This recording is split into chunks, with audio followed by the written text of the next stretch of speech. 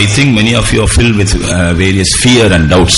मैं सोचता हूँ कि आप में से अनेक लोग कई प्रकार के डर और संदेह से भरे हुए हैं. உங்கள் சிலருக்கு பயத்தினாலும் சில சந்தேகத்தினாலும் நிரம்பியிருக்கிறது என்று எண்ணுகிறேன். All those who are happy in the presence of God, once again praise Him. जितने लोग परमेश्वर के समूह में खुश हैं, सब मिलकर प्रभु का धन्यवाद करें. எத்தனை தேவ சந்தோஷமாக எல்லாம் சேர்ந்து கர்த்தரை ஸ்தோத்திரியுங்கள். Praise the Lord. Praise the Lord. Praise the Lord. Praise the Lord. Praise the Lord. Praise the Lord. Praise the Lord. Praise the Lord. Whenever we praise God, we have to praise God with all our strength. जब कभी भी हम प्रभु की स्तुति करते हैं, तब अपने पूरे बल से उसकी स्तुति करना चाहिए. நாம் எப்பொழுதெல்லாம் தேவனை ஸ்தோத்திரம் பண்ணுகிறோமோ முழு பலத்தோடு நாம் அவரை ஸ்தோத்திரம் பண்ண வேண்டும். We all will be filled with the grace of God. जब हम सब परमेश्वर के अनुग्रह से फिर भर जाएंगे. நாம் அப்பொழுது தேவனுடைய கிருபையால் நிரப்பப்படுவோம். We know God of Israel, He dwells in the midst of the praises of His people. हम जानते हैं कि इस्राएल का परमेश्वर यहोवा अपने लोगों की स्तुति में वास करता है. இஸ்ரவேலின் சேனைகளின் தேவன் ஸ்தோத்திரங்கள் சூரியன் மத்தியிலே வாசம் பண்ணுவார் என்பதை நாம் அறிவோம். As we the spiritual Israel praise God with all our strength, we will be filled with the glorious presence of God. हम जो आत्मिक इस्राएली है, जब हम अपने पूरे बल से प्रभु की स्तुति करेंगे, तब परमेश्वर के महिमा में सम्मुख से भर जाएंगे. ஆவிக்குரிய இஸ்ரவேலாக நாம் முழுவதோடு முழுவதோடு தேவனை ஸ்தோத்திரிக்கும் பொழுது அவர் மகிமையோடு நமது மத்தியிலே காணப்படுவார். When God comes down in our midst with all His glory, all the evil powers will be dispelled from this place. जब परमेश्वर अपने सारी महिमा के साथ हमारे बीच में उतर कर आएगा, तब सारी दुष्ट शक्तियां इस स्थान से भगा दी जाएंगी. தேவன் தம்முடைய வல்லமையான மகிமையோடு இந்த இடத்தில் இறங்கி வருவார் என்றால் எல்லா விதமான தீய சக்தியும் இந்த இடத்திலிருந்து ஓடி போய்விடும். Shall we all once again praise God? आइए और एक बार प्रभु का धन्यवाद करें. தேவனை ஸ்தோத்திரம் பண்ணுவோம். Praise the Lord, praise the Lord, praise the Lord, praise the Lord, praise the Lord, praise the Lord, praise the Lord, praise the Lord, praise the Lord, praise the Lord, praise the Lord. Hallelujah, hallelujah, hallelujah, hallelujah, hallelujah. Praise Thee, praise Thee, praise Thee, praise Thee, praise Thee, praise Thee, praise Thee, praise Thee, praise Thee. Praise the Lord, praise the Lord, praise the Lord, praise the Lord. Praise the Lord, praise the Lord. For paralyzing all the powers of the enemy, let us praise God. सारे शत्रु की सामर्थ को नाश करने के लिए प्रभु का धन्यवाद करें. கர்த்தருடைய எல்லா சக்திகளையும் அழிக்கப்படபடியாக ஸ்தோத்திரம் பண்ணுவோம். Praise the Lord, praise the Lord, praise the Lord, praise the Lord, praise the Lord, praise the Lord, praise the Lord, praise the Lord, praise the Lord, praise the Lord, praise the Lord. Praise the Lord, praise the Lord, praise the Lord. For He has reserved a great victory and many blessings for us. Let us praise Him. उसने हमारे लिए एक बड़ी जय को और अनेक आशीषों को रखा है, इसलिए हम प्रभु का धन्यवाद அவர் करें. நமக்காக பெரிய வெற்றியும் பெரிய ஆசீர்வாதத்தை வைத்திருக்கிறபடியால் ஸ்தோத்திரம் பண்ணுவோம். Praise the Lord, praise the Lord, praise the Lord, praise the Lord, praise the Lord, praise the Lord, praise the Lord, praise the Lord, praise the Lord. Even this morning that the Lord may speak to us, let us praise Him. आज सुबह भी प्रभु हमसे बातें करने के लिए उसका धन्यवाद करें. காலையில் தேவன் நம்மளோடு பேசும்படியாக ஸ்தோத்திரம் பண்ணுவோம். Praise the Lord, praise the Lord, praise the Lord, praise the Lord, praise the Lord, praise the Lord, praise the Lord, praise the Lord, praise the Lord. Praise be His holy name. उसके पवित्र नाम की स्तुति हो. அவருடைய பரிசுத்த நாமத்திற்கு ஸ்தோத்திரம். Today being Good Friday, almost all Christians, they will assemble in the presence of God and they meditate about the sufferings of God. आज शुभ शुक्रवार होने के कारण अधिकतर मसीह लोग परमेश्वर के समूह में इकट्ठा होकर उसके विषय में ध्यान करते हैं. இந்த பெரிய வெள்ளிக்கிழமையாக இருக்கிறபடினால எல்லா கிறிஸ்தவர்களும் அவருடைய பாடு மரணங்களை தியானிக்கும்படியாக அவருடைய சமூகத்தில் கூடியிருப்பார்கள் நம்புகிறேன்.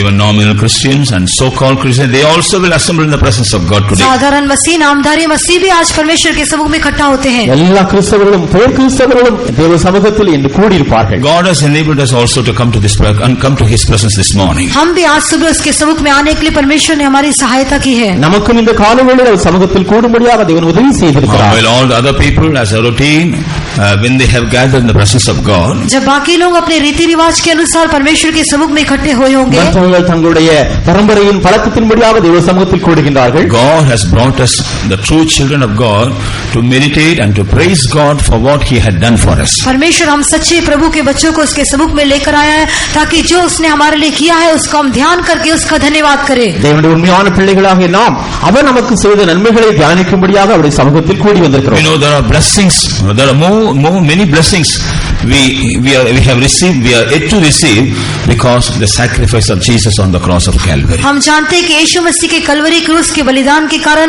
हमने कई आशीषों को प्राप्त किया है और भी अनेक आशीषों को हम प्राप्त करना है. கர்த்தராகிய இயேசு கிறிஸ்து சிலுவையில் பலியானது நிமித்தமாக अनेक ஆசீர்வாதங்களை நாம் பெற்றிருக்கிறோம், இன்னும் பெற இருக்கின்றோம். During the past days, God has enabled us to know many of those blessings and to enjoy those blessings also. गुजरे दिनों में उसके अनेक आशीषों को जानने के लिए और उसके अनेक आशीषों को अनुभव करने के लिए प्रभु ने हमारी सहायता की है। கடந்த நாட்கள் அவருடைய अनेक விதமான ஆசீர்வாதங்களை அறிந்து கொள்ளும்படியாகவும் அந்த ஆசீர்வாதங்களை அனுபவிக்கும்படியாகவும் தேவன் உதவி செய்தார். And today we are going to meditate about one of the important blessings we have received, or important experiences we have received because of Jesus' sacrifice on the cross of Calvary. यीशु मसीह के कलवरी क्रूस के बलिदान के कारण हमने प्राप्त की हुई एक मुख्य आशीष या हम अनुभव करने वाले एक मुख्य अनुभव को आज हम ध्यान करेंगे.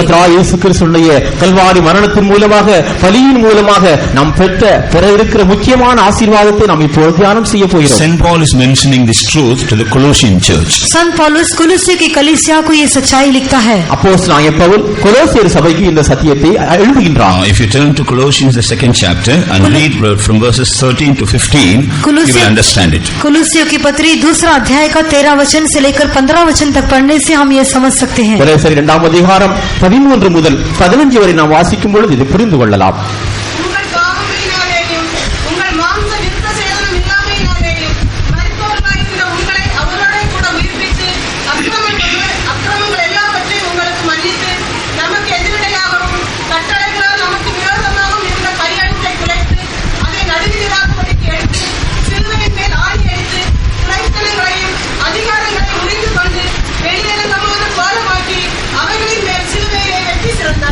और उसने तुम्हें भी जो अपने अपराधों और अपने शरीर की खतना रही दशा में मुर्दा थे उसके साथ जिलाया और हमारे सब अपराधों को क्षमा किया और विधियों का वह लेख जो हमारे नाम पर और हमारे विरोध में था मिटा डाला और उसको क्रूस पर कीलों से जड़कर सामने से हटा दिया है और उसने प्रधानताओं और अधिकारों को अपने ऊपर से उतारकर उनका खुल्लम खुल्ला तमाशा बनाया और क्रूस के कारण उन पर जय जयकार की ध्वनि सुनाई.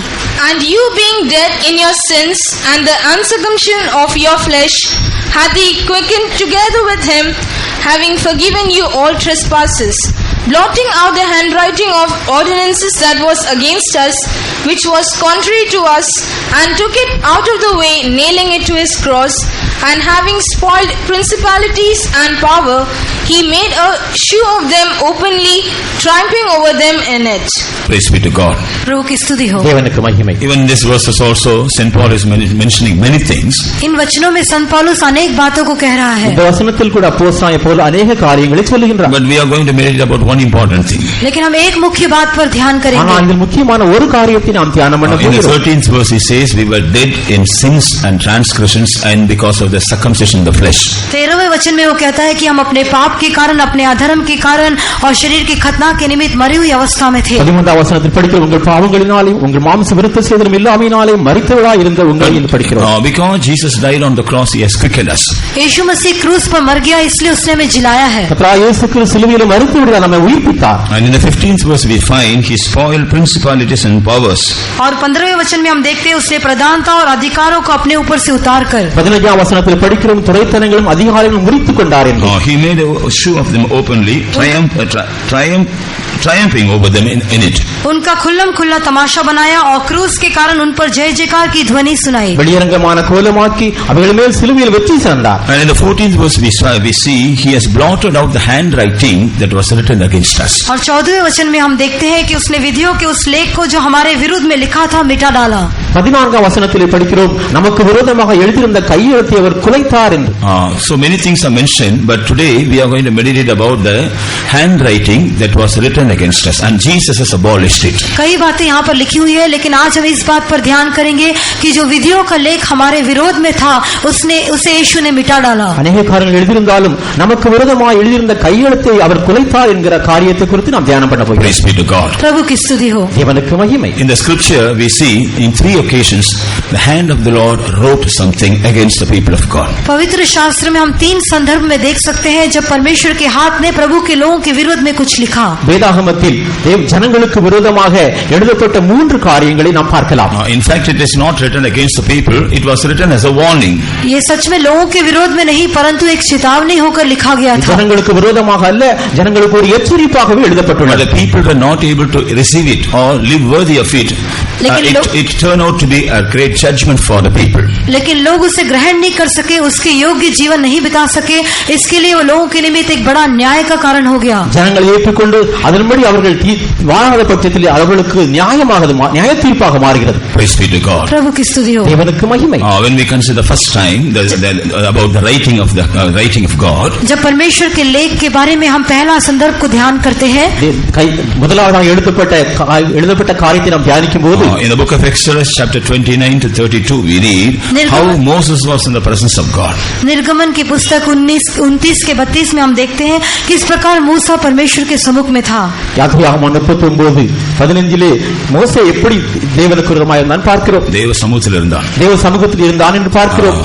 Then God, he made 2 tables and he with his own hands he wrote his commandments on those tables. तब उसने परमेश्वर ने 2 पटियों को बनाकर अपने हाथों से उस पर अपनी आज्ञाओं को लिख दिया. அப்பொழுது தேவன் தம்முடைய கரங்களில் 2 கல்களை உண்டாக்கி அவைகளை தம்முடைய பிரமாணங்களை எழுதினார். Praise be to God. प्रभु की स्तुति हो. தேவனுக்கு மகிமை. So in chapter 32 while Moses was coming down from the mountain, he was bringing these 2 tables of stone. 32वें अध्याय में हम देखते हैं जब मूसा पर्वत से उतर रहा था तब आप अपने हाथ में 2 वाचा की पटियों को लेके आ रहा था. இப்படியாக 32ஆம் அதிகாரத்தில் மோசே மலையிலிருந்து இறங்கி வரும்போது தம்முடைய கரங்களில் 2 கல்களையும் சுமந்து கொண்டு வந்தார். But the situation that was prevailing in the wilderness was contrary to the commandments of God. लेकिन उस जंगल में जो परिस्थिति दिखाई दी वो परमेश्वर की आज्ञा के विपरीत थी. ஆனால் அந்த இடத்திலோ அவன் தேவன் கொடுத்த பிரமாணங்களுக்கு விரோதமாகவே அந்த இடங்கள் சந்தர்ப்பங்கள் காணப்பட்டன.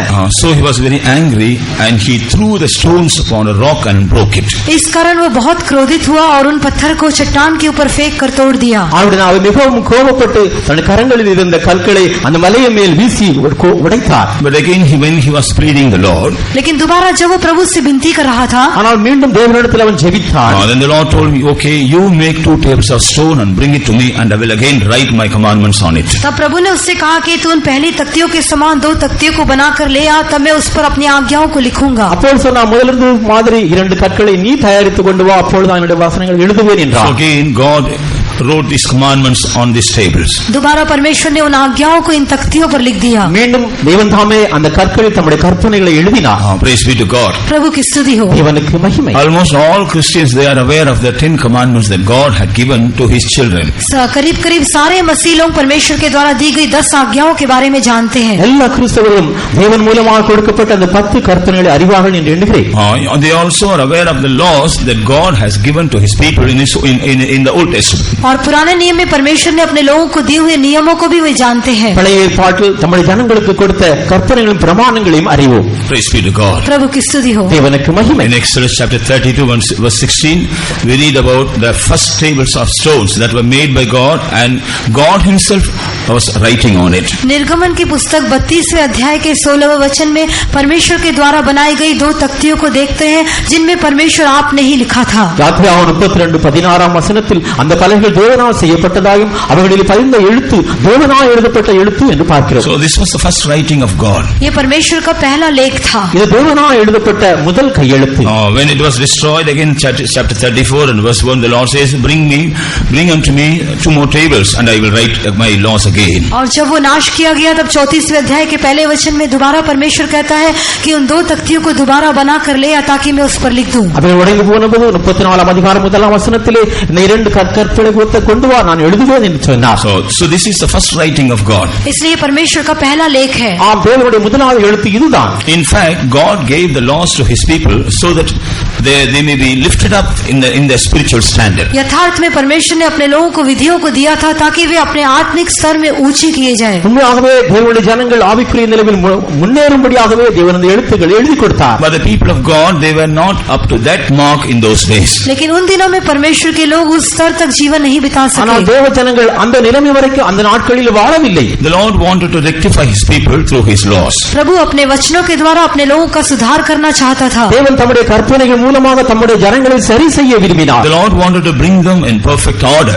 प्रभु उन्हें ठीक क्रम में ले आने के लिए चाहता था. சரியான ஒழுங்கில் அவளை கொண்டு வரும்படியாக தேவன் விரும்பினார். The Lord wanted to make his people a disciplined people. प्रभु अपने लोगों को अनुशासित लोग बनाने के लिए चाहता था. தேவன் தம்முடைய ஜனங்களை ஒழுக்கமுள்ளவராய் இருக்கும்படியாக மாற்றினார். The Lord wanted his people to be raised up in their spiritual standard. प्रभु अपने लोगों को उनके आत्मिक स्तर में ऊंचा उठाने के लिए चाहता था. தேவன் தம்முடைய ஜனங்களை ஆவிக்குரிய நிலைமையிலே எழுப்பும்படியாக விரும்பினார். But unfortunately the standard of the people was not so. लेकिन दुर्भाग्यवश लोगों का स्तर वैसा नहीं था. ஆனால் எதிர்பார்க்க முடியாமல் அவருடைய நிலைமை அப்படியாக இல்லை.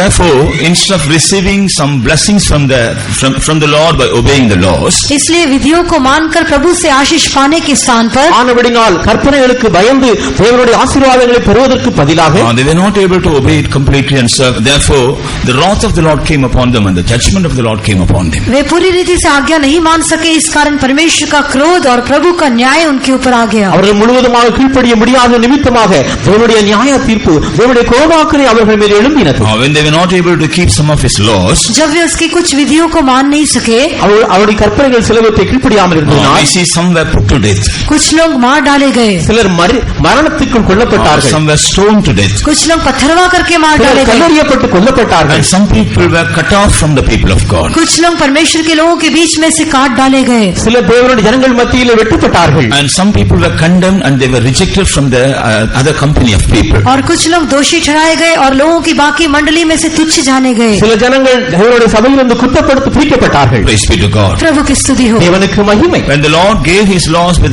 the right intention, परमेश्वर ने अपनी विधियों को सही उद्देश्य के साथ दिया था. தேவன் தம்முடைய கற்பனைகளை சரியான நோக்கத்தோடு கொடுத்தார். when the people of God, when they were not able to understand it and when they were not able to observe it in the way they had to observe, लेकिन जब परमेश्वर के लोग जिस रीति से उसको मानना चाहिए उस रीति से मान नहीं सके और ग्रहण नहीं कर सके, ஆனால் தேவ ஜனங்களோ எப்படியாக அதை கை கொள்ள வேண்டுமோ, எப்படியாக அதன் மேல் கீழ்ப்படிய வேண்டுமோ அப்படி செய்யவில்லை. The first writings of God, instead of bringing blessings upon God, it brought only judgment. प्रभु का पहला लेख जो लोगों के ऊपर आशीष ले आना चाहिए था उसके स्थान पर न्याय ले आया. தேவனுடைய முதலாவது எழுத்து அவர்களுக்கு ஆசீர்வாதத்தை கொண்டு வருவதற்கு பதிலாக அவர்கள் மேல் நியாயத்தை கொண்டு வந்தது. Praise be to God. प्रभु की स्तुति हो. தேவனுக்கு மகிமை. Therefore, in the book of Hebrews, when St. Paul is telling about these laws, इसलिए इब्रानियों की पत्री में संत पौलुस इस लेख के बारे में कहते समय அப்போஸ்தலனாகிய பவுல் எபிரெயருக்கு இந்த கையெழுத்தை பற்றி சொல்லும் பொழுது it says it did not bring deliverance, but it brought condemnation upon his people. वो कहता है कि वो उनके लोगों के लिए छुटकारा नहीं परंतु दोष को ले आया. ஆனால் ஜனங்களுக்கு இது விடுதலை அல்ல, நியாய தீர்ப்பை கொண்டு வந்தது என்று சொல்கிறார். And through the laws that the Lord had given his people in the Old Testament, they were not brought into perfection also. और पुराने नियम में परमेश्वर ने अपने लोगों को दी हुई आज्ञाओं के द्वारा वे पूर्णता भी नहीं पा सके. பழைய ஏற்பாட்டு காலத்தில் கொடுத்த கற்பனையின் மூலமாக ஜனங்களுக்கு ஒரு பூரணத்தையும் கொண்டு வர முடியவில்லை. So the Old Testament laws, they were the laws of condemnation. पुराने नियम की आज्ञाएं दोषी ठहराने वाली आज्ञा थी. இப்படியாக பழைய ஏற்பாட்டு கற்பனையானது குற்றப்படுத்துகிறதாய் காணப்படுகிறது. Praise be to God. प्रभु की स्तुति हो. தேவனுக்கு மகிமை. But when Jesus came to this world, लेकिन जब यीशु इस जगत में आया, ஆனால் இயேசு இந்த உலகத்தில் வந்தபோது he changed the whole law into two laws. उसने सारे आज्ञाओं को दो आज्ञा होकर बदल दिया. எல்லா கற்பனைகளும் இரண்டு கற்பனையாக The மாற்றினார். laws of condemnation were changed as the laws of love. दोषी ठहराने वाली आज्ञाएं प्रेम की आज्ञाएं होकर बदल गई. குற்றமாக்குற கற்பனை அன்பின் கற்பனையாக மாற்றினார். He said, first of all, you have to love God with all your heart. उसने कहा कि सबसे पहले तू अपने संपूर्ण हृदय से अपने परमेश्वर से प्रेम रखना. முதலாவதாக முழு இதயத்தோடு உன் தேவனை நீ அன்பு கூற வேண்டும். With all your mind and soul. और अपने सारे मन से और अपने सारे प्राण से. முழு இதயத்தோடு முழு ஆவியோடு. And secondly, he said, you have to love your neighbor as you love yourself. और दूसरा उसने कहा कि तू अपने समान अपने पड़ोसी से प्रेम रखना. இரண்டாவதாக உன்னை சிநேகிப்பது போல் உன்னுடைய அயலகத்தாரை சிநேகிதி என்றார். After introducing these two laws of love, इन प्रेम की दो आज्ञाओं को देने के पश्चात இந்த அன்பின் இரண்டு பிரமாணங்களை கொடுத்த பின்பு Jesus said the whole law is contained in these two laws. यीशु ने कहा कि सारी आज्ञाएं इन दो आज्ञा में आ गई हैं. இயேசு சொன்னார் எல்லா கற்பனைகளும் இந்த இரண்டு கற்பனைகளுக்குள் அடங்கி இருக்கிறது என்றார். Praise be to God. प्रभु की स्तुति हो. தேவனுக்கு மகிமை. When we turn to Romans of 10th chapter and read the 4th verse, जब हम रोमियो की पत्री 10वां अध्याय का 4था वचन पढ़ते हैं, ரோமர் 10ஆம் அதிகாரம் 4ஆம் வசனத்தை நாம் படித்தால் concerning this, when St. Paul says, इसके विषय में संत पौलुस कहता है, இதை குறித்து அப்போஸ்தலனாகிய பவுல் சொல்லுகிறார், Jesus came as the end of the law. यीशु व्यवस्था का अंत होकर आया. இயேசு கிறிஸ்து நியாயப்பிரமாணத்தின் முடிவாக வந்தார். Because these laws are given by God, Jesus never wanted to destroy it or never wanted to neglect it. ये व्यवस्था प्रभु के द्वारा दी गई थी, इसलिए यीशु उनका अंत करने या उनको तुच्छ जानने के लिए नहीं चाहता था. இந்த பிரமாணங்கள் தேவனால் கொடுக்கப்பட்டபடியால் இயேசு இவரை அலட்சியம் செய்யும்படியாக, இவரை குறைவாக மதிக்கும்படியாக இல்லை. He altered these laws a little bit and he changed the laws as the laws of love. उसने इन व्यवस्थाओं को थोड़ा कुछ बदलते हुए उन्हें प्रेम की आज्ञा होकर बदल दिया. அந்த நியாயப்பிரமாணத்தில் சில மாறுதல்கள் செய்து அன்பின் பிரமாணமாக அவர் மாற்றினார். Praise be to God. प्रभु की स्तुति हो. தேவனுக்கு மகிமை. People, those who were to be condemned because of the law, व्यवस्था के निमित्त जो लोग दोषी ठहराए जाना चाहिए था, நியாயப்பிரமாணத்தின் மூலமாக ஜனங்கள் குற்றப்படுத்த வேண்டும். but Jesus took that condemnation on the cross upon himself. यीशु ने कलवरी क्रूस पर उस सजा को अपने ऊपर ले लिया. ஆனால் கர்த்தராகிய இயேசு கிறிஸ்து சிலுவையில் அந்த குற்றத்தை தன்மேல் ஏற்றுக்கொண்டார். Because the laws are given to the saints of God of the old, पुराने नियम के संतों के द्वारा वो आज्ञाओं को दिया गया था, इसलिए பழைய ஏற்பாட்டு பரிசுத்தவான்கள் மூலமாக இந்த நியாயப்பிரமாணங்கள் கொடுத்தபடியினால் ஏற்பாட்டு பரிசுத்தவான்களுக்கு the laws were given to the Old Testament saints. पुराने नियम के संतों के लिए उन आज्ञाओं को दिया गया था, इसलिए பழைய ஏற்பாட்டு பரிசுத்தவான்கள் நியாயப்பிரமாணம் கொடுத்தபடியினால் the laws are given by God. परमेश्वर के द्वारा व्यवस्था दी गई. தேவனால் அந்த நியாயப்பிரமாணம் கொடுக்கப்பட்டது. So everybody should observe it, whether in Old Testament or New Testament. इसलिए सब उसको मानना चाहिए, चाहे पुराने नियम में हो चाहे नए नियम में. ஆனால் எல்லாரும் பழைய ஏற்பாட்டு காலத்தில் உள்ளவர்களோ புதிய ஏற்பாடு எல்லாரும் கீழ்ப்படிய வேண்டும். But what did Jesus do? लेकिन यीशु ने क्या किया? இயேசு என்ன செய்தார்? He altered the law. उसने उस व्यवस्था को बदल दिया. அந்த நியாயப்பிரமாணத்தை கொஞ்சம் மாற்றினார். And also he paid the price for condemnation because of the law.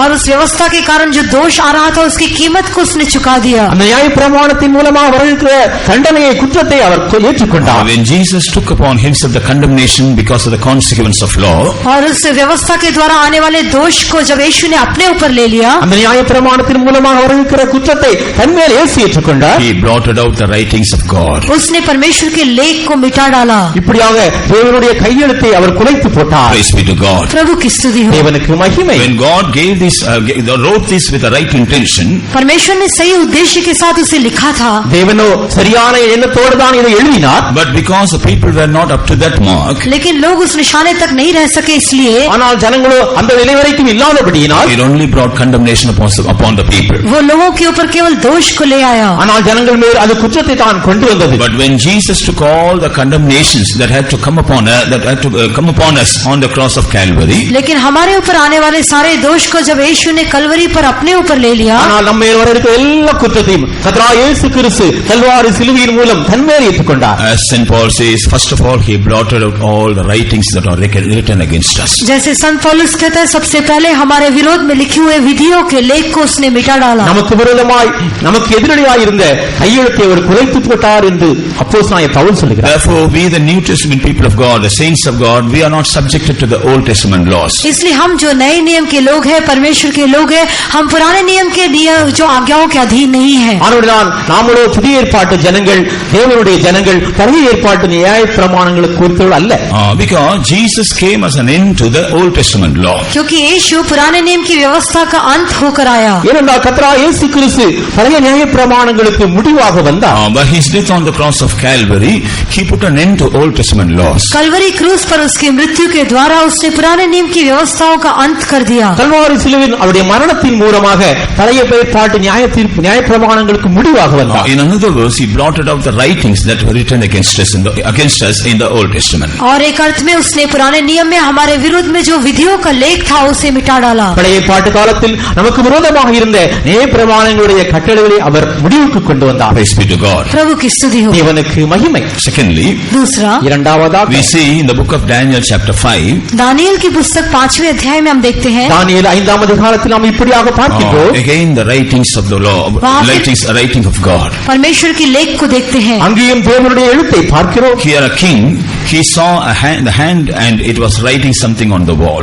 यहाँ राजा ने एक हाथ को देखा जो भीत पर कुछ लिख रहा था. இங்கே ராஜாவானவர் சுவத்திலே எழுதப்பட்ட ஒரு எழுத்தை பார்க்கின்றார். In chapter 5 and verse 5, we see how the hand of the Lord came there and it was writing something in the wall. 5वें अध्याय के 5वें वचन में हम देखते हैं कि परमेश्वर का हाथ वहाँ पर आकर भीत पर कुछ लिख रहा था. தானியேல் 5ஆம் அதிகாரம் 5ஆம் வசனத்தில் தேவனுடைய விரலானது அந்த சுவத்திலே எப்படி வந்து எழுதினது என்று பார்க்கிறோம். Read this please. कि उसी घड़ी मनुष्य के हाथ की सी कई उंगलियां निकलकर दीवट के सामने राजमंदिर के भीत के चूने पर कुछ लिखने लगी और हाथ का जो भाग लिख रहा था वह राजा को दिखाई पड़ा। In the same hour came forth fingers of a man's hand and wrote over against the candlestick upon the plaster of the wall of the king's palace, and the king saw the part of the hand that wrote. அந்நேரத்திலே மனுஷ கைவிரல்கள் தோன்றி விளக்குக்கு எதிராக ராஜ அரண்மனையின் சாந்து பூசப்பட்ட சுவரிலே எழுதின அந்த கையிருப்பை ராஜா கண்டார். Praise be to God. प्रभु की स्तुति हो। தேவனுக்கு மகிமை. Here the king saw hand of a man writing on the wall. यहाँ राजा ने मनुष्य के से हाथ को दीवार पर लिखते हुए देखा। இங்கே ராஜா மனுஷனுடைய கைகளானது அந்த சுவற்றிலே எழுதப்பட்டதை கண்டார். But when this incident was interpreted by Daniel, और जब इस घटना का दानियल ने अनुवाद किया, இந்த காரியத்தை தானியேல் விளக்கும் பொழுது he says it is God who has written these things. वो कहता है कि परमेश्वर है जिसने इन बातों को लिखा है। அவர் சொல்லுகிறார் தேவன் இந்த காரியத்தை எழுதினார் என்று. And also he is telling the reason why this hand came and write all these things. और क्यों इस हाथ ने आकर ऐसा सब लिखा है उसका कारण भी वो बताता है। ஏன் இந்த கரங்கள் வந்து எழுதினது என்பது இந்த காரணத்தை அவர் விளக்கினார். Now in verse 25 we read what was written on the wall. 25वें वचन में हम देखते हैं कि उस भीत पर क्या लिखा गया था। 25ஆம் வசனத்தில் அந்த சுவடிலே என்ன எழுதப்பட்டுள்ளது என்பதை பார்க்கலாம். Praise be to God. प्रभु की स्तुति हो। தேவனுக்கு மகிமை. In verse 24 also he says that God has sent his hand to write this against you. 24वें वचन में भी कहा गया है कि ये परमेश्वर ही का हाथ है जो तुम्हारी ओर लिखने के लिए भेजा गया है। 24ஆம் வசனத்திலும் அந்த கையிருப்பு அவரால் அனுப்பப்பட்டு எழுதப்பட்டது என்று சொல்கிறார். Praise be to God. प्रभु की स्तुति हो। தேவனுக்கு மகிமை. What was written on the wall? उस दीवार पर क्या लिखा था? அந்த சுவரிலே என்ன எழுதப்பட்டிருந்தது? Mene, tekel and upharsin. मने मने तकेल और उपरसिन। மெனே தெக்கேல் உப்பார்சின். This was in fact written against the king who was the son of Nebuchadnezzar. ये नबूकदनेस्सर का पुत्र उस राजा के विरुद्ध में लिखा गया था। இந்த நேபுகாத்நேசருடைய குமாரனுடைய ராஜாவுக்கு எதிராக எழுதப்பட்டவை. His name was Belshazzar. उसका नाम था बेलशस्सर। அவருடைய பெயர் Belshazzar. Praise be to God. प्रभु की स्तुति हो। தேவனுக்கு மகிமை. Why God wrote this against him? क्यों परमेश्वर ने ये उसके विरुद्ध में लिखा था? ஏன் தேவன் விரோதமாக எழுதினார்? In verse 23 we find 23वें वचन में हम देखते हैं 23ஆம் வசனத்தில் பார்க்கிறோம். what did he do? उसने क्या किया? அவன் என்ன செய்தான்?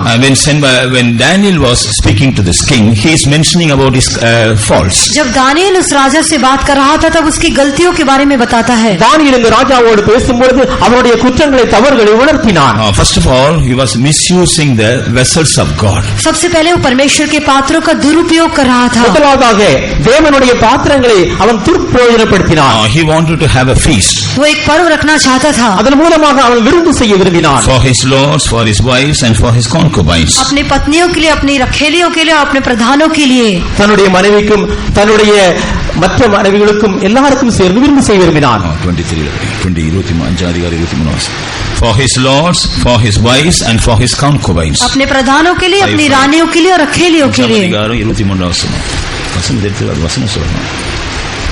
இப்படியாக அவன் தன்னுடைய மனைவிக்கும் தன்னுடைய வைப்பாட்டிகளுக்கும் இப்படியாக விருந்து செய்ய விரும்பினான். பிரபுக்களுக்கும்.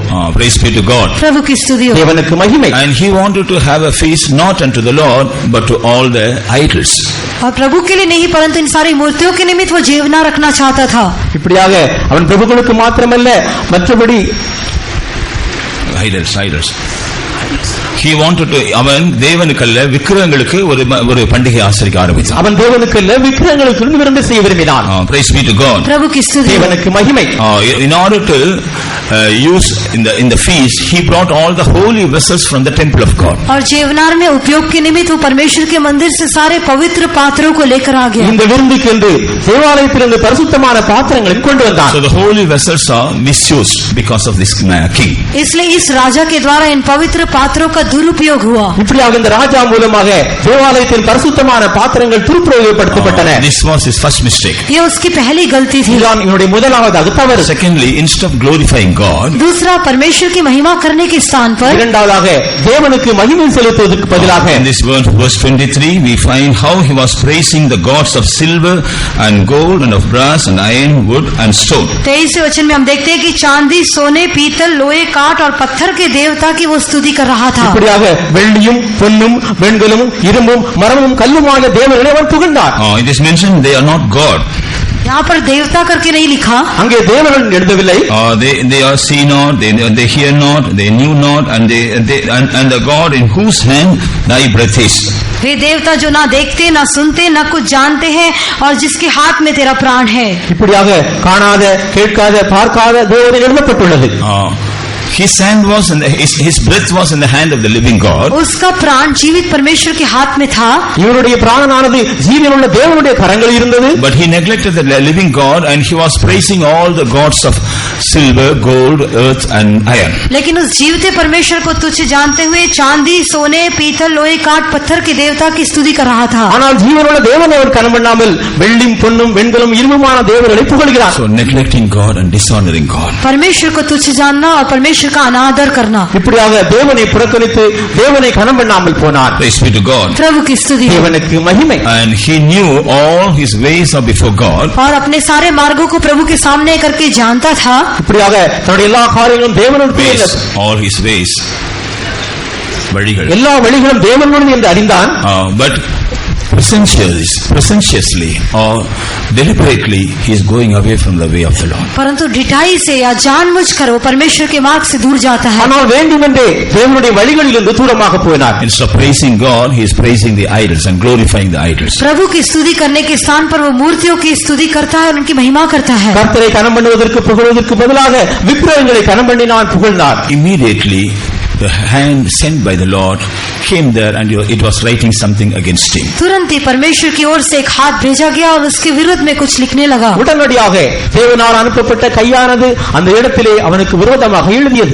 What was written on the wall? उस दीवार पर क्या लिखा था? சுவத்திலே என்ன எழுதப்பட்டன? When Daniel was interpreting that writing, जब दानियेल उस अक्षर का अर्थ बता रहा था, தானியேல் அந்த எழுத்துகளுக்கு விளக்கம் சொன்னபோது in verse 27 he says, 27वें वचन में वो कहता है, 27ஆம் வசனத்தில் பார்க்கிறோம், thou art weighed in the balance and are found wanting. तू मानो तराजू में तौला गया और हल्का पाया गया है. நீ தராசிலே நிறுத்தப்பட்டு குறைய காணப்பட்டாய். In verse 28 he says, और 28 28 वचन में कहता है, 28 thy kingdom is divided and given to the Medes and Persians. तेरा राज्य बांटकर मादियों और फारसियों को दिया गया है. உன் ராஜ்யம் பிரிக்கப்பட்டு மேதியருக்கும் பெர்சியருக்கும் கொடுக்கப்பட்டது. In verse 26 it says, और 26वें वचन में कहता है, 26 சொல்லப்பட்டுள்ளது, God hath numbered thy kingdom and finished it. परमेश्वर ने तेरे राज्य के दिन गिनकर उनका अंत कर दिया है. தேவன் உன் ராஜ்யத்தை மட்டிட்டு அதற்கு முடிவுண்டாக்கினார். Praise be to God. प्रभु की स्तुति हो. தேவனுக்கு மகிமை. Like this king also, many occasions we also grieve God, and instead of glorifying God we are glorifying something else.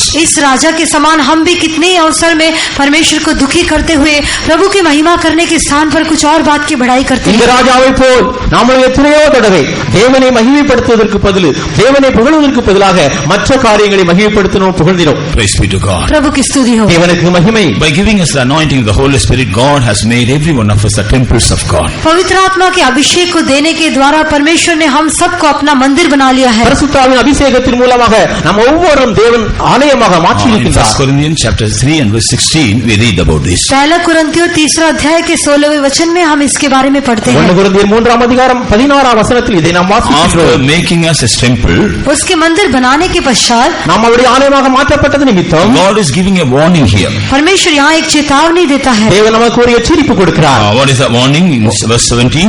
17 वचन में दी गई चेतावनी क्या है? 17ஆம் வசனத்தில் கொடுக்கப்பட்ட எச்சரிப்பு என்ன? Read that verse 3:17. पहला कुरिन्थियों 3 का 17. 1 கொரிந்தியர் 3:17 வாசியுங்கள். ஒருவன் தேவனுடைய ஆலயத்தை கெடுத்தால் அவனை தேவன் கெடுப்பார். தேவனுடைய ஆலயம் பரிசுத்தமாய் இருக்கிறது, நீங்களே அந்த ஆலயம். यदि कोई परमेश्वर के मंदिर को नाश करेगा तो परमेश्वर उसे नाश करेगा, क्योंकि परमेश्वर का मंदिर पवित्र है और वह तुम हो.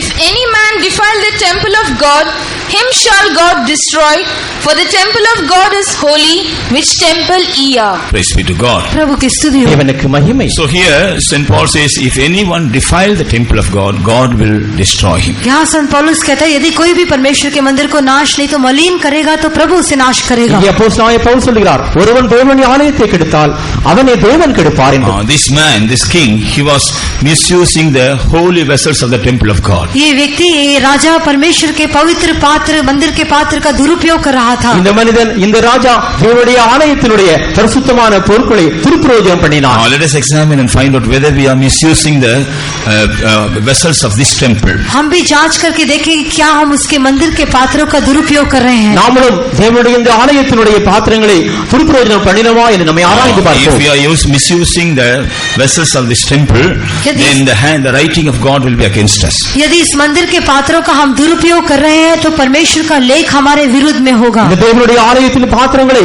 நாம் துருப்பிரயோஜனம் பண்ணியிருந்தால் தேவனுடைய எழுத்தானது நமக்கு விரோதமாக எழுதப்பட்டிருக்கும். The condemnation of God will be always upon us. फिर प्रभु का न्याय हमेशा हमारे ऊपर होगा. அப்போது தேவனுடைய நியாயத்தீர்ப்பு எப்பொழுது நமக்கு மேலாக இருக்கும். Praise be to God. प्रभु की स्तुति हो. தேவனுக்கு மகிமை. Secondly, he was glory, instead of giving glory to God, he is giving glory to all the idols and all the idols made of iron, silver, brass and other things. दूसरा, परमेश्वर की महिमा करने के स्थान पर सोना, चांदी, पीतल आदि से बनी हुई मूर्तियों की वो बढ़ाई कर रहा था. இரண்டாவதாக ஜீவனுள்ள தேவனை புகழ்வதற்கு பதிலாக, கனம் பண்ணுவதற்கு பதிலாக வெள்ளினாலும் பொன்னினாலும் கல்லினாலும் உண்டாக்கின தேவனை அவன் புகழ்கிறான். Let us examine our life in this aspect. इस विषय में अपने जीवन को हम जांच के देखें. இந்த விஷயத்தில் நம்முடைய வாழ்க்கையை நாம் ஆராய்ந்து பார்ப்போம். In Ephesians chapter 1 and verse 6. इफिसियों की पत्री पहले अध्याय के 6वें वचन में. எபேசியர் 1 அதிகாரம் 6 வசனத்தில். Here we find St. Paul says God has chosen us for the praise of his glory, of his grace. यहाँ हम देखते हैं कि उसके अनुग्रह की महिमा की स्तुति के निमित्त परमेश्वर ने हमें चुन लिया है. அவருடைய கிருபையின் ஐஸ்வரியத்தின்படியாக தேவன் நம்மை கிருபையின் மகிமைக்கு புகழ்ச்சியாக, கிருபையின் மகிமைக்கு புகழ்ச்சியாக தேவன் நம்மை தெரிந்து கொண்டிருக்கிறார் என்று அப்போஸ்தலன் பவுல் சொல்கிறார். Are we enjoying the grace of God and are we living for the praise of the name of our God? क्या हम परमेश्वर के अनुग्रह का अनुभव करते हैं और क्या हम परमेश्वर की स्तुति और प्रशंसा के निमित्त जीते हैं? நாம் தேவனுடைய கிருபையின் மகிமைக்காக வாழுகிறோமா? தேவனுடைய நாமத்தை மகிமையாக ஜீவித்துக் கொண்டிருக்கிறோமா? Are we frustrating the grace of God or are we experiencing the grace of God? क्या हम परमेश्वर के अनुग्रह को व्यर्थ करते हैं या प्रभु के अनुग्रह का अनुभव करते हैं? தேவனுடைய கிருபையை வீணாக்குறோமா? தேவனுடைய கிருபையை அனுபவித்துக் கொண்டிருக்கிறோமா? Those who are frustrating the grace of God, they cannot live for the glory of God. जो परमेश्वर के अनुग्रह को व्यर्थ करते हैं वे प्रभु की महिमा के लिए जीवन नहीं बिता सकते. தேவனுடைய கிருபையை வீணாக்குறவர்கள் தேவனுடைய மகிமைக்கு ஜீவிக்க முடியாது. When God has chosen us to live for his glory, when we are not glorifying him, we are worthy to be condemned by God. जब हम प्रभु की महिमा के निमित्त चुने गए हैं और यदि हम उसकी महिमा नहीं करते तो परमेश्वर के द्वारा दंड पाने के योग्य है. தேவனுடைய மகிமைக்கு அழைக்கப்பட்ட நாம் தேவனுடைய மகிமைக்கு ஜீவிக்கவில்லை என்றால் அவருடைய தண்டனையை தான் அனுபவிப்போம். And we saw he was praising the idols. और हमने देखा कि वो मूर्तियों की स्तुति कर रहा था. அவன் விக்கிரகங்களை புகழ்ந்தான் என்று பார்க்கிறோம். But concerning the people of God. लेकिन परमेश्वर के लोगों के विषय में, ஆனால் தேவ ஜனங்கள் விஷயத்தில் in first John chapter 5, पहला यूहन्ना 5वां अध्याय 1 யோவான் 5ஆம் அதிகாரம் in verse 21, 21वें वचन में 21ஆம் வசனத்தில் what does John the apostle say? यहाँ पे प्रेरित यूहन्ना क्या कहता है? யோவான் இங்கே என்ன சொல்லுகிறார்? We have to flee away from idols. हम अपने आप को मूर्तों से बचाए रखना நாம் है. விக்கிரகங்களை விட்டு ஓட வேண்டும் என்று We சொல்கிறார். should not have any fellowship with idols. हमें मूर्तियों के साथ कोई संबंध नहीं होना चाहिए விக்கிரகங்களோடு எந்த ஐக்கியம் வைக்க வேண்டாம். Neither do we praise idols at any cost. और न ही किसी भी कीमत पर मूर्तियों की स्तुति करना चाहिए. எந்த ஒரு விஷயத்தில் நாம் விக்கிரகங்களை எந்த காரணத்தினாலும் விக்கிரகங்களுக்கு மகிமை செலுத்தக்கூடாது. எந்த ஒரு காரணத்தாலும் விக்கிரகங்களுக்கு நாம் மகிமை செலுத்தக்கூடாது. Praise be to God. प्रभु की स्तुति. தேவனுக்கு மகிமை. But what does this king do? लेकिन इस राजा ने क्या किया? இந்த ராஜாவோ என்ன செய்கிறார்? The idols, those who don't have breath, he is praising them. वो मूर्ति जिनमें कोई प्राण नहीं है उनकी वो स्तुति करता है. சுவாசிக்க முடியாத இந்த விக்கிரகத்தை அவர் புகழ்கிறார். Praise be to God. प्रभु की स्तुति हो. தேவனுக்கு மகிமை. Perhaps we may not be praising the literal idols. शायद हम अक्षरिक रीति से मूर्तियों की स्तुति नहीं करते होंगे. ஒருவேளை எழுத்தின்படி விக்கிரகங்களுக்கு நாம் துதியாமல் இருக்கலாம். But during sanctification meetings we saw some of the meaning of these idols and idolatry. लेकिन शुद्धिकरण की सभाओं में हमने इस मूर्ति और मूर्ति पूजा के कुछ अर्थों के बारे में देखा. ஆனால் சுத்திகரிப்பு கூட்டத்தில் விக்கிரகங்கள் ஆராதனையுடைய அர்த்தத்தை நாம் பார்த்தோம். In 1 Samuel chapter 15 and verse 23, पहला शमूएल 15 अध्याय के 23 वचन में 1 சாமுவேல் 15ஆம் அதிகாரம் 23ஆம் வசனத்தில் here stubbornness is compared to idolatry. यहाँ हट करना मूर्ति पूजा के तुल्य होकर कहा गया है. இங்கே முரட்டாட்டத்தை நாம் விக்கிரக ஆராதனைக்கு ஒப்பிடுகிறோம். If we are people those who are so stubborn, we are idolaters. यदि हम हट करने वाले लोग हैं तो हम मूर्ति पूजक हैं। நம் முரட்டாட்டம் பண்ணுவதா இருந்தால் நம் விக்கிரக ஆராதனை செய்வது அர்த்தம். If we are boasting about this evil nature, we are praising idols. इस बुरे स्वभाव की यदि हम बड़ाई करते हैं तो हम मूर्ति की उपासना कर रहे हैं। இந்த தீய சுபாவங்களை குறித்து பெருமை பாராட்டிக் கொண்டிருந்தால் விக்கிரக ஆராதனை செய்வது அர்த்தம். We are praising idols. हम मूर्तियों की स्तुति कर रहे हैं। நாம் விக்கிரகத்தை புகழுகிறோம். Praise be to God. परमेश्वर की स्तुति। தேவனுக்கு மகிமை. In Colossians chapter 3 and verse 5. कुलुस्सियों के पत्री 3 अध्याय के 5वें वचन में। கொலோசியர் 3 அதிகாரம் 5 वचनத்தில் Here covetousness is compared to idolatry. यहाँ लालच को मूर्ति पूजा होकर कहा गया है। இப்படியாக பண ஆசை விக்கிரக ஆராதனை என்று பார்க்கிறோம். People of God, when they are addicted to this covetousness and love of money, they are praising idols. जब परमेश्वर के लोग लोभ और रुपये के लोभ से ग्रस्त रहते हैं तो वो मूर्ति की बढ़ाई कर रहे हैं। இப்படியாக தேவ ஜனங்கள் பொருளாசையை குறித்து உள்ளதாக இருந்தால் அவர்கள் விக்கிரகத்தை புகழுகிறார் என்ற அர்த்தம். In 117 Psalm, और भजन संहिता 117 में சங்கீதம் 117 from verses 4 to 8, उसके 4थे वचन से लेकर 8वें वचन तक 4 முதல் 8 வரைக்கும் here the psalmist is telling about the aspects of the idols. यहाँ पे भजन लिखने वाला इस मूर्ति के गुण के बारे में कहता है। இங்கே சங்கீதக்காரன் இந்த விக்கிரகங்களுடைய சுபாவங்களை சொல்லுகின்றார்.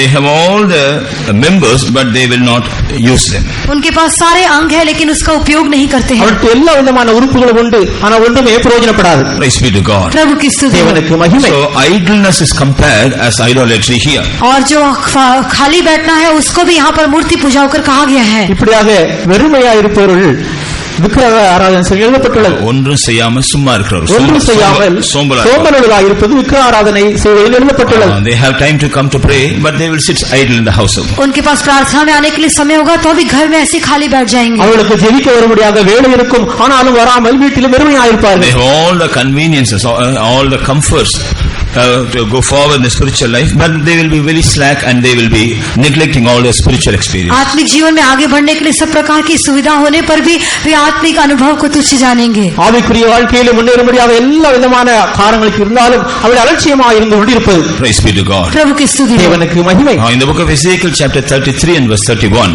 एजेकिएल की पुस्तक 33वें अध्याय के 31वें वचन में எசேக்கியேல் 33:31 நாம் பார்த்தால் here we read about the hypocrites. यहाँ हम कपटियों के बारे में देखते हैं। இங்கே மாயமாலத்தை குறித்து நாம் பார்க்கிறோம். மாயமாலக்காரரை குறித்து பார்க்கிறோம். மாயமாலக்காரரை குறித்து பார்க்கிறோம்.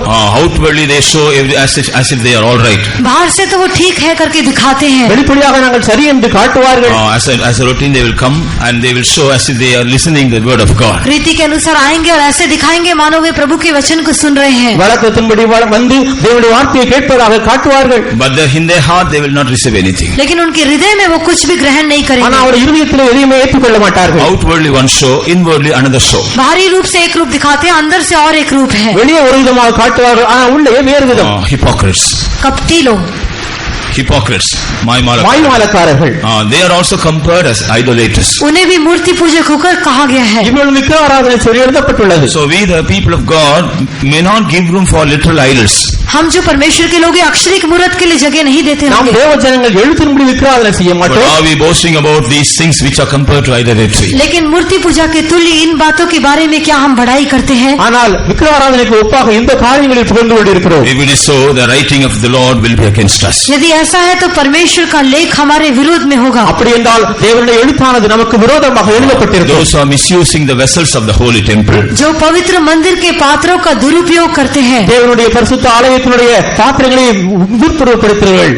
those who are not glorifying God, in whose hand our breath is, और जिस परमेश्वर के हाथ में हमारा प्राण है उसकी जो लोग बड़ाई नहीं करते, எந்த தேவனுடைய கரத்தில் நம்முடைய பிராணம் இருக்கிறதோ அவரை புகழாமல், and those who are praising idols, और जो मूर्तियों की बड़ाई करते हैं, விக்கிரகங்களை புகழ்கிறவர்கள், such people, against such people the writing of the Lord is there. ऐसे लोगों के विरोध में परमेश्वर का लेख है। அப்படிப்பட்டவர்களுக்கு விரோதமாக தேவனுடைய கையெழுத்து உள்ளது. Praise be to God. प्रभु की स्तुति। தேவனுக்கு மகிமை. But when Jesus died on the cross, लेकिन जब यीशु क्रूस पर मर गया, கர்த்தராகிய இயேசு சிலுவையில் மரித்தபோது, St. Paul says he blotted out this writing also. जैसे संत पौलुस कहता है कि उसने इस लेख को भी मिटा डाला। அப்போஸ்தலனாகிய பவுல் சொல்கிறது போல அவர் இந்த கையெழுத்தை குறைத்து போட்டார். Thereby, इसके द्वारा இதன் நிமித்தம் though we are guilty of these things, हम इस बात में दोषी है तो भी நாம் இந்த காரியங்களில் குற்றப்பட்டவர்களாய் இருந்தோம். When we really repent in the presence of God, जब हम सच में परमेश्वर के सम्मुख में पश्चाताप करते हैं, உண்மையாகவே தேவ சமூகத்திலே மனஸ்தாபப்பட்டால் God will deliver us from His condemnation. परमेश्वर हमें इस दोष में से छुड़ाएगा. தேவன் எல்லா குற்றங்களும் நம்மை விடுவிப்பார். God will deliver us from His judgment. परमेश्वर इस न्याय में से हमें छुड़ाएगा. தேவன் நியாய தீர்ப்பில் நம்மை விடுவிப்பார். Praise be to God. प्रभु की स्तुति हो. தேவனுக்கு மகிமை. So this is the second occasion that the hand of the Lord was writing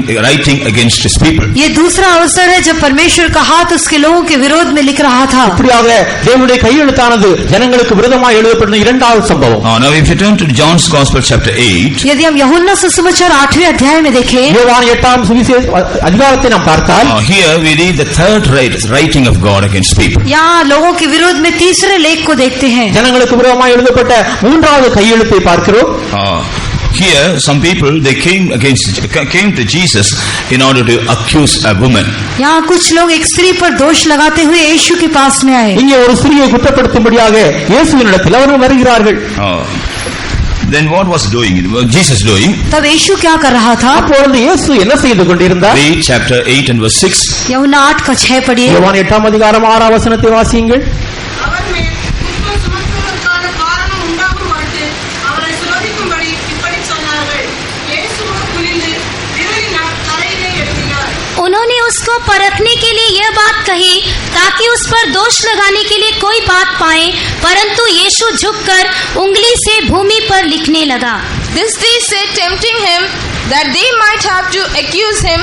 But Jesus stooped down and with his finger wrote on the ground as though he heard them not. Praise be to God. प्रभु की स्तुति हो. தேவனுக்கு மகிமை. Here some Pharisees they caught a woman who was committing adultery. यहाँ कुछ फरीसी ने एक स्त्री को पकड़ लिया जो व्यभिचार में पकड़ी गई थी. ஒரு விபச்சார ஸ்திரியை ஒரு பரிசேயர்கள் பிடித்து வந்தார்கள். They brought her to Jesus. वे उसे यीशु के पास लेकर आए. அவளை பிடித்து இயேசுவினிடத்தில் கொண்டு And வந்தார்கள். they told Jesus, Moses said this woman like this should be condemned. उन्होंने यीशु से कहा कि मूसा ने आज्ञा दी थी कि ऐसी स्त्री दोषी ठहराई जानी चाहिए. அவர்கள் இயேசுவினிடத்தில் சொன்னார்கள், இப்படிப்பட்டவளை கல்லெறிந்து கொல்ல வேண்டும் என்று மோசே சொல்லியிருக்கிறார். What do you say? लेकिन तू इसके विषय में क्या कहता है? ஆனால் இந்த காரியத்தில் நீர் என்ன சொல்லுகிறீர்? They did it in order to tempt Jesus. उन्होंने इस बात को यीशु को परखने के लिए कहा.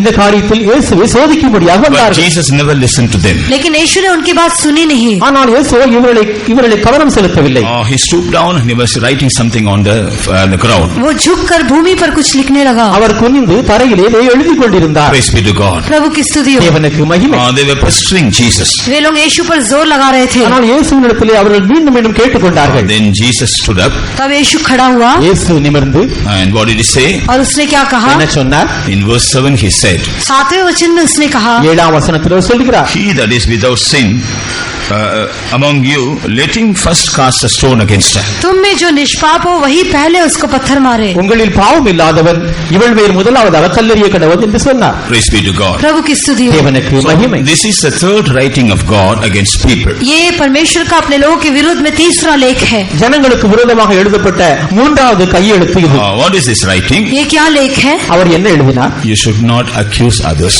तुम दूसरों पर दोष नहीं लगाना चाहिए. நீங்கள் மற்றவர்களை குற்றப்படுத்த வேண்டாம். When you are guilty, you have no right to accuse anybody. जब तुम खुद दोषी हो तो दूसरों पर दोष लगाने का कोई अधिकार नहीं. நீங்கள் குற்றவாளிகளாக இருக்கும் பொழுது மற்றவர்களை குற்றப்படுத்த உங்களுக்கு எந்த அதிகாரமும் இல்லை. What is our human tendency? हमारी मानसिक स्वभाव क्या है? மனித சுபாவம் தான் என்ன? We would have committed many blunders, but we will just cover it up. हमने कई गलतियां की होगी लेकिन अपनी गलतियों को हम ढांप देते हैं. अनेक தவறுகளை நாம் செய்து கொண்டு அந்த தவறுகளை நாம் மூட விரும்புவோம். But if we come to know the mistakes of some of our brethren, we will go everywhere and we are proclaiming it. लेकिन यदि हमारे भाइयों की कुछ गलतियों के विषय में हमें ज्ञात होता है तो सब जगह जाकर उसको बताते அது रहेंगे. நம்முடைய சகோதரரை குறித்துள்ள தவறு என்றால் எல்லா இடங்களிலும் போய் நாம் இதை சொல்லுவோம். Praise be to God. प्रभु की स्तुति हो. தேவனுக்கு மகிமை. If you turn to James the 4th chapter and read the 12th verse, याकूब की पत्री 4 अध्याय का 12 वचन देखने से, யாக்கோபு 4ஆம் அதிகாரம் 12ஆம் வசனத்தை நாம் பார்க்கும் பொழுது, read that verse please. उस वचन को पढ़ें. அந்த वचनத்தை வாசியுங்கள். व्यवस्था देने वाला और हाकिम तो एक ही है, जिसे बचाने और नाश करने की सामर्थ है. तू कौन है जो अपने पड़ोसी पर दोष लगाता है? நியாயப்பிரமாணத்தை கட்டளையிடுகிறவர் ஒருவரே, அவரை ரட்சிக்கவும் அழிக்கவும் வல்லவர். மற்றவரை குற்றப்படுத்துகிறதற்கு நீ யார்? There is one lawgiver who is able to save and to destroy. Who art thou that judges another? Praise be to God. प्रभु की स्तुति हो. தேவனுக்கு மகிமை. Here, according to the word of God, none of us have any right to accuse anybody. यहाँ परमेश्वर के वचन के अनुसार हम में से किसी को भी किसी पर भी दोष लगाने का अधिकार नहीं है. வேத வசனத்தின்படி நம்மில் யாருக்கும் மற்றவர்களை குற்றப்படுத்துவதற்கு எந்த அதிகாரமும் இல்லை. Whether he is a sinner or saint, that is not a botheration. चाहे वो पापी हो या संत हो, ये हमारा विषय नहीं. அவன் பரிசுத்தவானாக இருக்கட்டும் பாவியாக நமக்கு அந்த காரியம் அல்ல. Nobody has any right to accuse anybody. किसी को भी किसी पर दोष लगाने का कुछ अधिकार नहीं. யாருக்கும் யாரையும் குற்றப்படுத்துவதற்கு எந்த அதிகாரமும் இல்லை. Now if you turn to Romans the 8th chapter and read the 33rd verse. Romeo की पत्री 8वां अध्याय का 33वां वचन पढ़ने से ரோமர் 8ஆம் அதிகாரம் 3ஆம் வசனத்தை நாம் படிக்கும் பொழுது 23वां वचन. परमेश्वर के चुने हुओं पर दोष कौन लगाएगा? परमेश्वर वह है जो उनको धर्मी ठहराने वाला है.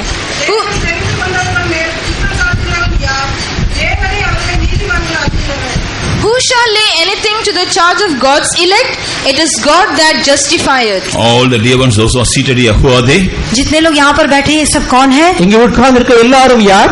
God's elect. परमेश्वर के चुने हुए. தேவனால் தெரிந்து கொண்டவர்கள். They may have many infirmities. उनमें कई कमजोरी हो सकती है. அவளுக்கு குறைவுகள் காணப்படலாம். But it is none of our business to see it or to talk about it. लेकिन उसको देखना या उसके बारे में बात करना हमारा काम नहीं है. ஆனால் அதை பார்ப்பதும் அதை குறித்து பேசுவதும் நம்முடைய காரியம் அல்ல. If God has chosen them, it is up to Him to decide about it, about them. परमेश्वर ने उन्हें चुना है तो उनके बारे में फैसला करना परमेश्वर के हाथ में है. தேவன் அவளை தெரிந்து கொண்டால் இந்த விஷயத்தை குறித்து சொல்வதற்கு தேவனுக்கு தான் உரிமை உண்டு. When we condemn or when we accuse the God's elect, we are worthy of the judgment of God because we are interfering into God's matter. जब हम परमेश्वर के चुने हुओं पर दोष लगाते हैं तो हम उसके दंड के योग्य ठहरेंगे क्योंकि हम परमेश्वर के काम में हस्तक्षेप करते हैं. தேவன் தெரிந்து கொண்டு நாம் குற்றம் சாட்டினால் தேவனுடைய காரியங்கள் நாம் தலைவராக இருக்கின்றோம்.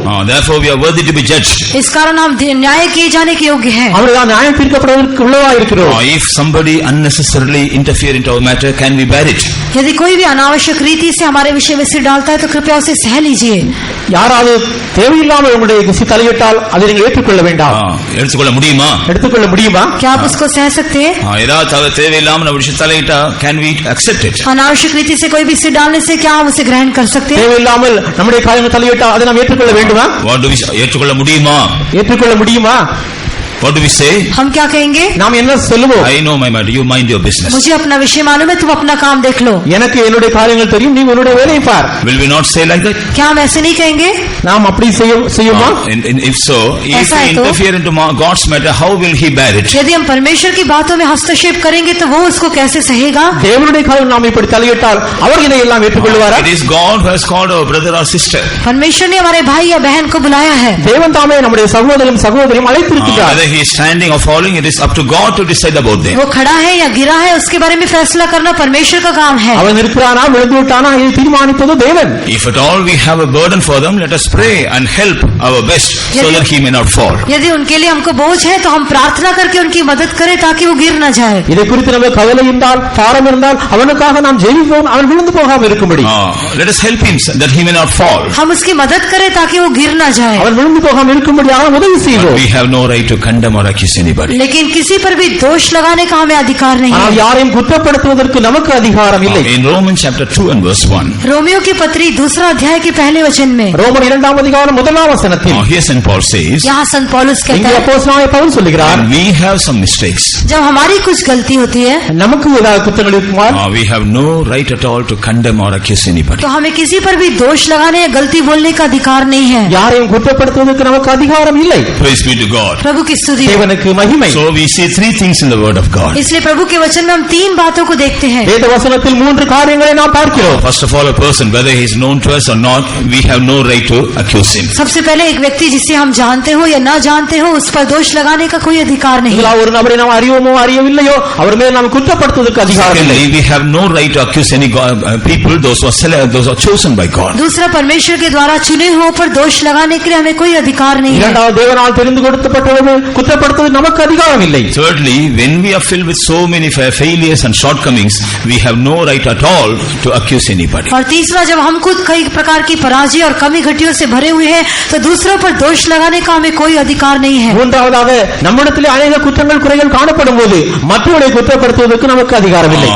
Who will be accusing their brethren? कौन अपने भाइयों पर दोष लगाएगा? யார் சகோதரனை குற்றப்படுத்துவார்? Oh, who has that nature? या किसका ये स्वभाव है? இது யாருடைய சுபாவம்? In the book of Revelation, प्रकाशित वाक्य की पुस्तक வெளிப்படுத்தின விசேஷம் chapter 12 and verse 10, 12 अध्याय के 10वें वचन में 12ஆம் அதிகாரம் 10ஆம் we வசனத்தில் read, this is the nature of Satan. यहाँ हम देखते हैं कि ये शैतान का स्वभाव இது है। சாத்தானுடைய சுபாவம்.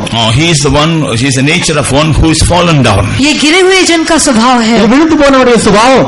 This is the nature of the one who is cast down by God. जो परमेश्वर के द्वारा नीचे गिरा दिया गया उसका स्वभाव है। தேவனால் கீழே தள்ளப்பட்டவருடைய சுபாவம். So when we possess the nature of the evil one, इसलिए जब हम उस दुष्ट जन का स्वभाव रखते हैं இந்த தீயவனுடைய சுபாவத்தை நாம் பெற்றிருந்தால் so the writing of God is against us. तो परमेश्वर का लेख हमारे विरोध में है। தேவனுடைய கையெழுத்து நமக்கு விரோதமாக இருக்கும். That's why Jesus also told these Pharisees, वही यीशु ने इन फरीसियों से कहा, அவர் இயேசுவும் பரிசேயரை பார்த்து சொன்னார், those who do not have sin among you, you first cast with the first stone. तुम में जो निष्पाप हो वही पहले उठकर उसको पत्थर मारे। உங்களில் பாவம் இல்லாதவர் முதலாவதாக இவள் மேல் கல்லெறிய கடவுள் என்று They சொன்னார். are religious people. धार्मिक लोग थे। ஆவிக்குரியவர்கள். What is the need for them to go and find out this person who was committing sin? ये व्यक्ति जो पाप कर रहा है इसके बारे में पता लगाने की उनको क्या जरूरत थी? இந்த பாவம் செய்த மனிதனை பார்த்து சொல்வதற்கு என்ன அதிகாரம்? They are religious people. They are not supposed to go that side even. वे तो धार्मिक लोग हैं, वे लोग उस तरफ भी मुड़ना भी नहीं चाहिए। இவர்கள் மதஸ்தாபர்கள் அவருடைய காரியத்தை போய் பார்க்க தேவையில்லை. இந்த மாதிரி இடத்துக்குலாம் போகவே கூடாது. இந்த மாதிரி காரியங்களை இந்த மாதிரி இடத்திற்கெல்லாம் போக தேவையில்லை.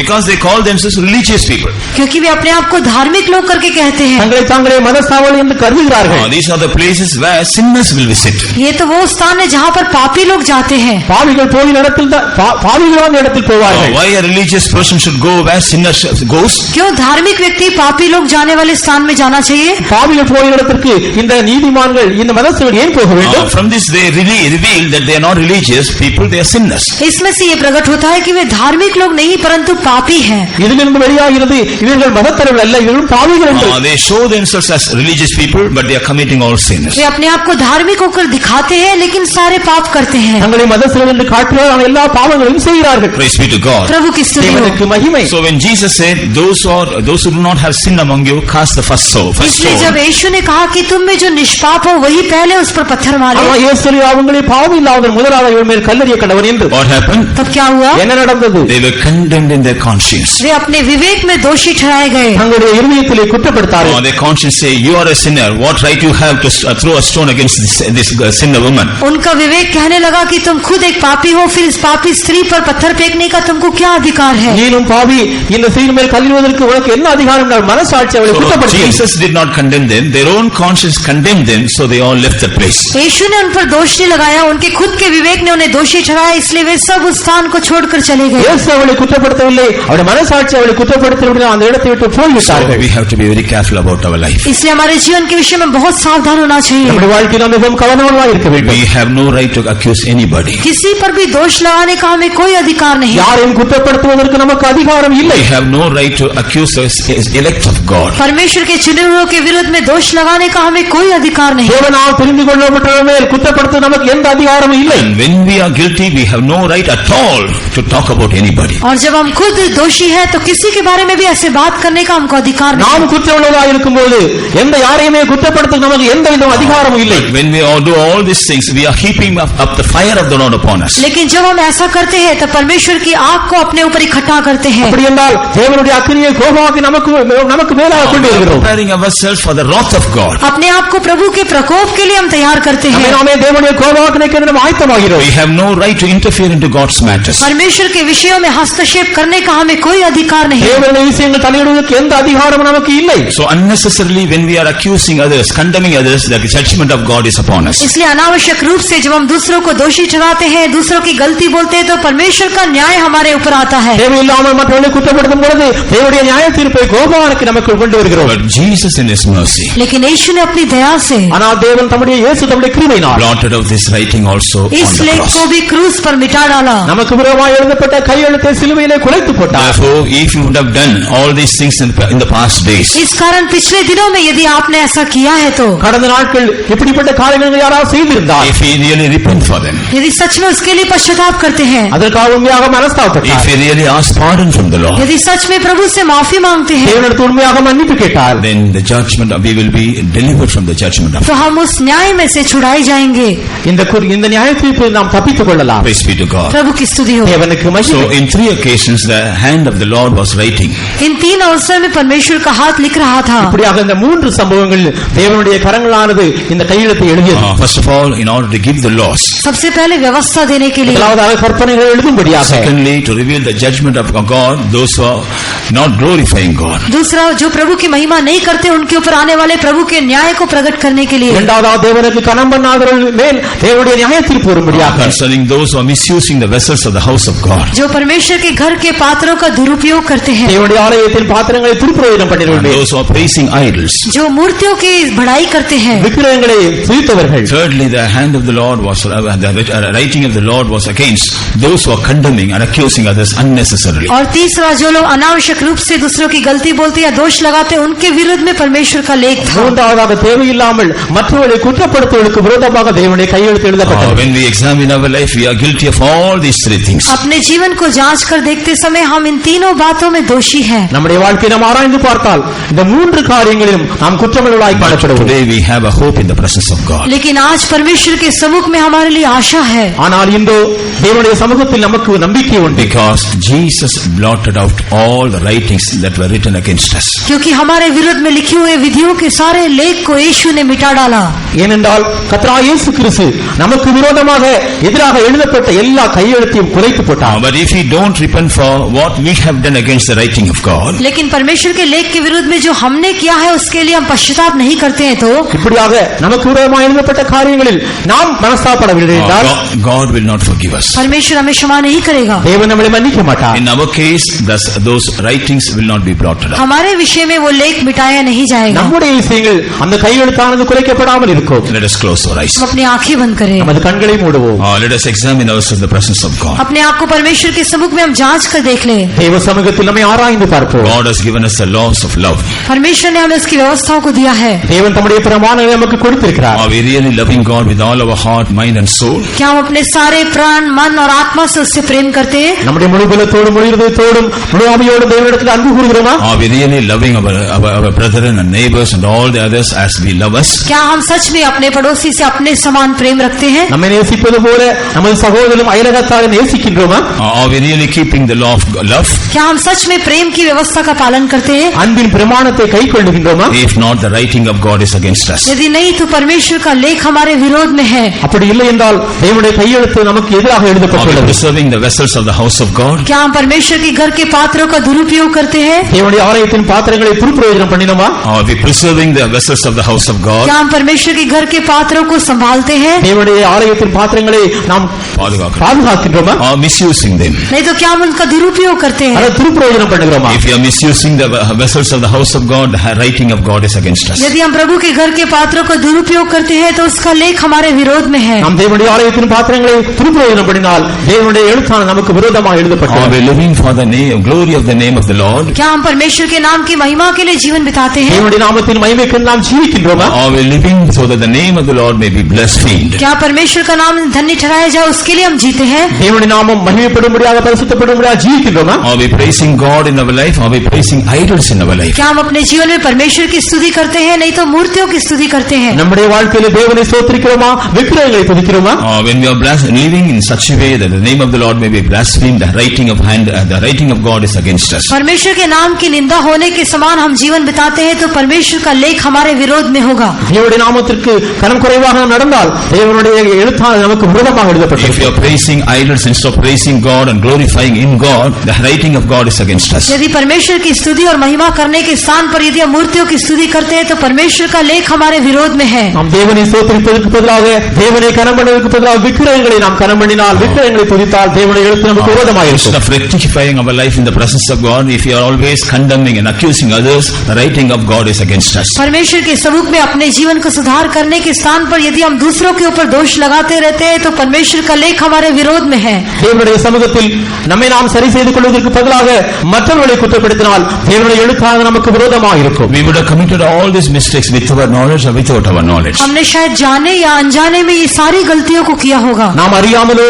அறிந்தோ இந்த காரியங்களை செய்திருக்கலாம். But because Jesus died for our sake on the cross. लेकिन यीशु हमारे लिए क्रूस पर मर गया इसलिए. ஆனால் கர்த்தராகிய இயேசு கிறிஸ்து நமக்காக சிலுவையில் மரித்து நிமித்தம் He has blotted out all the writings that were written against us. उसने हमारे विरोध में लिखे हुए विधियों के सारे लेख को मिटा डाला है. நமக்கு விரோதமாக இருந்த எல்லா கையெழுத்தையும் அவர் குறைத்து போட்டார். Today if we repent for our faults, आज यदि हम अपनी गलती के लिए पश्चाताप करते हैं, இன்று நம்முடைய தவறுகளுக்காக நாம் மனஸ்தாபப்படுவோம். He will blot out the writings that are against us. हमारे विरोध में लिखे हुए लेख को वो मिटा डालेगा. நமக்கு விரோதமாக எழுதப்பட்ட கையெழுத்தை அவர் குறைத்து போடுவார். We will receive the hope in the presence of God. हम परमेश्वर के सम्मुख में आशा को प्राप्त करेंगे. தேவ சமூகத்தில் நாம் நம்பிக்கையை பெற்றுக்கொள்வோம். Our heart will not condemn us. हमारा हृदय हमें दोषी नहीं ठहराएगा. நம்முடைய இருதயம் நம்மை குற்றப்படுத்தாது. When Jesus forgives us, यीशु जब हमें क्षमा करता है, இயேசு நம்மை மன்னித்தார். when Jesus justifies us, जब यीशु हमें धर्मी ठहराता है, இயேசு நம்மை நீதிபதித்தார்.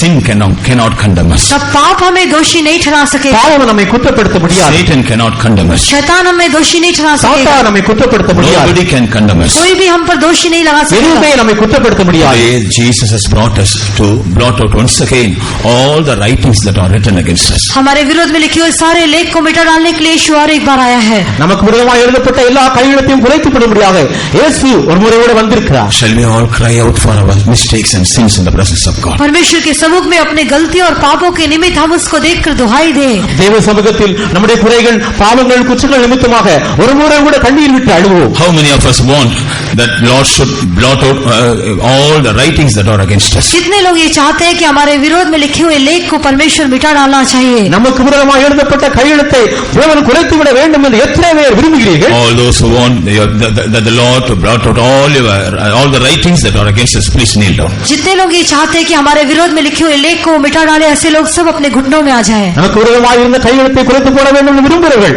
விளங்காலில் நில்லுங்கள். For a few minutes. थोड़ी देर के लिए கொஞ்ச நேரம் Let us pour out our heart in the presence of God. हम अपने हृदय को परमेश्वर के सम्मुख में उडेल दें. நம்முடைய இருதயத்தை தேவ சமூகத்தில் ஊற்றுவோம். Let us cry to God. हम प्रभु को देखकर पुकारें. தேவனை நோக்கி முறையிடுவோம். If you sincerely cry to God, then the Lord will have mercy on us. यदि हम सच्चे दिल से प्रभु को पुकारेंगे तो वो हम पर दया करेगा. உண்மையான இருதயத்தோடு தேவனை நோக்கி நாம் கூப்பிடும் பொழுது நம்மேல் இரக்கம் பாராட்டுவார். He will blot out all those writings that are against us. हमारे विरोध में लिखे हुए सारे लेख को वो मिटा डालेगा. நமக்கு விரோதமாக இருந்த எல்லா கையெழுத்தையும் அவர் குலைத்து போடுவார். Thereby we will be delivered once again from the wrath of God, from the condemnation of God. और उसके द्वारा परमेश्वर के प्रकोप और प्रभु के दोष से हमें और एक बार छुड़ाए जाएंगे. அப்பொழுது நமக்கு விரோதமாக இருந்த கோபாக்கினையில் ஒரு முறை கூட விடுவிக்கப்படுவோம். We will receive a new hope that we are accepted in the presence of God. हम परमेश्वर के सम्मुख में ग्रहण किए गए ऐसे एक नई आशा को हम प्राप्त करेंगे. தேவ சமூகத்தில் நாம் ஏற்றுக்கொள்ளப்பட்டோம் என்ற புதிதான நம்பிக்கையை நாம் பெறுவோம். We will once again enjoy the privilege that we have to receive by the death of Jesus on the cross. यीशु मसीह के कलवरी क्रूस पर मृत्यु के द्वारा हमें मिले हुए सौभाग्य को और एक बार हम अनुभव करेंगे. இயேசு கிறிஸ்துவின் மூலமாக கல்வாரி மரணத்தின் மூலமாக நமக்கு கிடைத்த ஸ்லாக்கியத்தை ஒரு முறை கூட நாம் அனுபவிப்போம். Come on, everybody, pray for a while. आइए हम सब थोड़ी देर प्रार्थना கொஞ்ச करें. நேரம் எல்லாரும் ஜெபம் பண்ணுவோம். Let us receive the deliverance. हम छुटकारा प्राप्त करें. விடுதலையை பெற்றுக்கொள்வோம். Let us receive the hope. हम आशा प्राप्त करें. நம்பிக்கையை பெற்றுக்கொள்வோம். Let us receive the assurance that we are forgiven. हम ये निश्चय प्राप्त करें कि हम क्षमा किए गए பாவ हैं. மன்னிக்கப்பட்ட உறுதியை பெற்றுக்கொள்வோம். Yes, for this cause Jesus has brought us to His presence. हाँ,